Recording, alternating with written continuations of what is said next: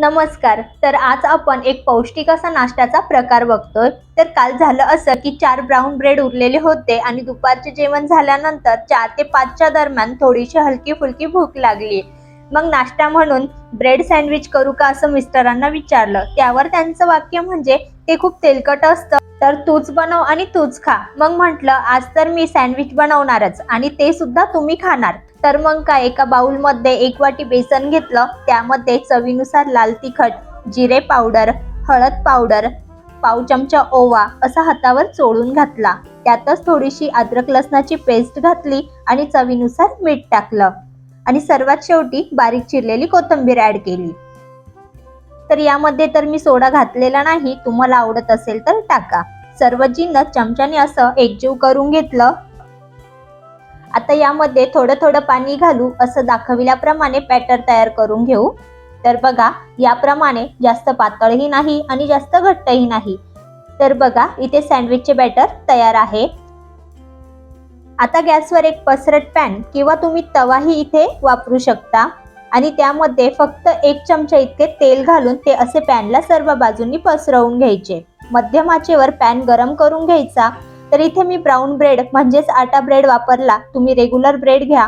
तयार मिश्रणात पूर्ण असा दोन्ही बाजूंनी घोळवून म्हणजेच पूर्ण मिश्रणाने कोट करून लगेचच पॅनमध्ये ठेवायचा. आवडत असेल तर अशी वरतून भाजलेली तीळ घालायची, मस्त खमंग लागते ती खाताना. याच पद्धतीने आपण बटाट्याची स्टफिंग भरून सुद्धा सँडविच बनवू शकतो आणि ते सुद्धा कमी तेलामध्ये. तर बघा मिनिटभर खालून चांगलं सँडविच भाजल्या गेलं तर बाजू पलटून दुसऱ्याही बाजूने ब्रेड चांगला असा दाबून दाबून शेकून घ्यायचा आणि मध्यम आचेवरच मस्त बाजू अलटून पलटून दोन्ही बाजूने छान असा खमंग खरपूस करून घ्यायचा. तयार सँडविच तर माझ्या घरातल्या मंडळींना खूपच आवडले. चटणी सोबत, सॉस सोबत, तसेच तळलेली हिरवी मिरची किंवा नुसतेच खायला मस्तच लागते.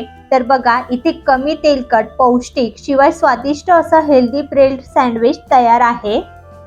मधल्या वेळेस लहान भुकेसाठी, नाश्त्यासाठी, लहान मुलांच्या टिफिनसाठी आणि हो डायटिंगवर असाल तरी सुद्धा असं कमी तेलकट फक्त चमचाभर तेलातील चटपटीत सँडविच नक्की ट्राय करू शकता.